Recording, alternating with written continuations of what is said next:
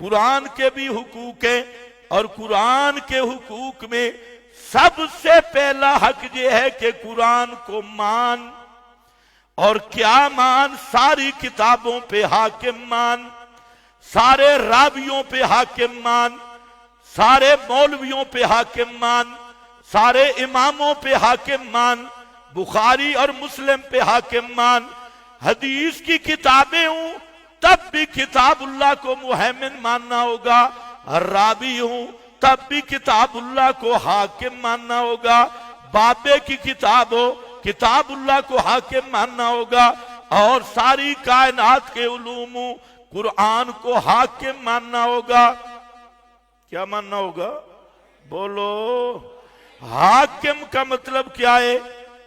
कि दुनिया में हर सच सच होने के लिए, हर सच सच की सनद हासिल करने के लिए कुरान की तस्दीक का मोहताज है।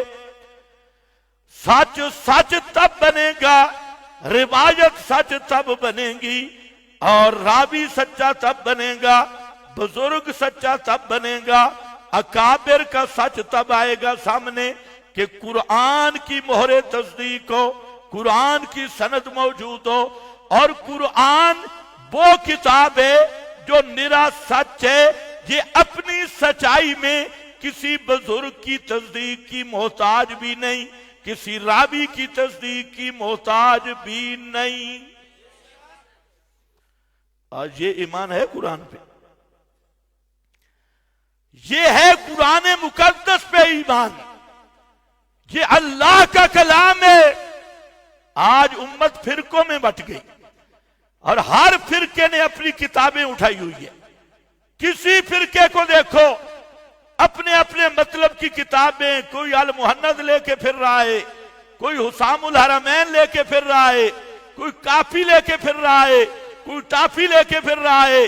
अपने अपने फिरकों की किताबें, अकाबिर की किताबें, और उम्मत में इफ्तिराक और इंतशार का वाहिद सबब यही है कि जब जमात या कोई टोला अपने अपने बुजुर्गों की तरफ बुलाता है, मेरे बुजुर्गों ने जो कहा, हमारे अकाबिर ने जो कहा, हमारे मशाइख ने जो कहा, इससे उम्मत टूटती है, उम्मत में फिरका वारियत आती है।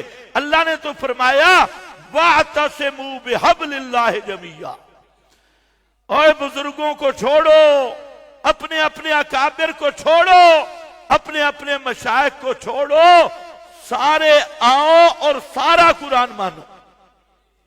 वातसिमू बिहब्लिल्लाह बिकिताबिल्लाह।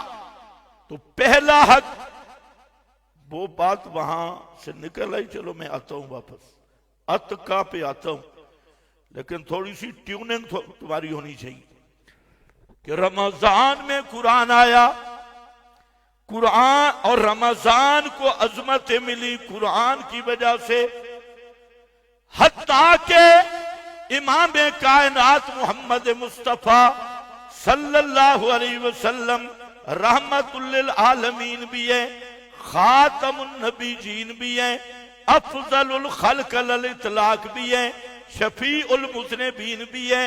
अल्लाह की सारी कायनात से आपका मकाम अफजल व आला है, और इस कायनात में नबी मुकर्रम सल्लल्लाहु अलैहि वसल्लम की इतनी ऊंची शान, इतना दर्जा मकाम, फरमाया वरफ़अना लका ज़िक्रक। पैगंबर को वो बुलंदियां अता की, आपको वो शान और रिफतें अता की कि जिब्रील का तखय्युल भी नहीं पहुंचता, तसव्वुर भी नहीं पहुंचता, सारी कायनात से अफजल व आला। फरमाया मेरा पैगंबर, आपको भी ये अजमतें मिली तो कुरान की वजह से, इसलिए इस कुरान को बयान कर, इल्लम तफल फमा बल्लगता रिसालता, अगर कुरान का हक अदा न किया तो सारी अजमतें भी वापस हो जाएंगी। इल्लम तफअल फमा बल्लगता रिसालता, तवज्जो है? हाँ, अगर कुरान का हक अदा न किया, पैगंबर को भी अजमतें मिली कुरान की वजह से, और रमजान को शान मिली कुरान की वजह से। और कुरान का पहला हक ये, सारी किताबों पे कुरान को क्या मान, हाकिम मान। और खुदा की कसम यही वो किताब जो मुहैमिन और हाकिम किताब है।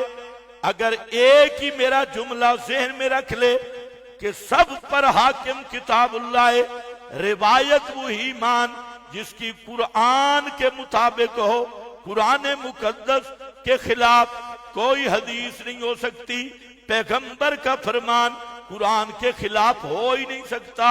जहां कहीं रिवायत मिले जो कुरान से टक्कर खाए, वो मेरे नबी का फरमान नहीं, वो रावी का हिज़यान है।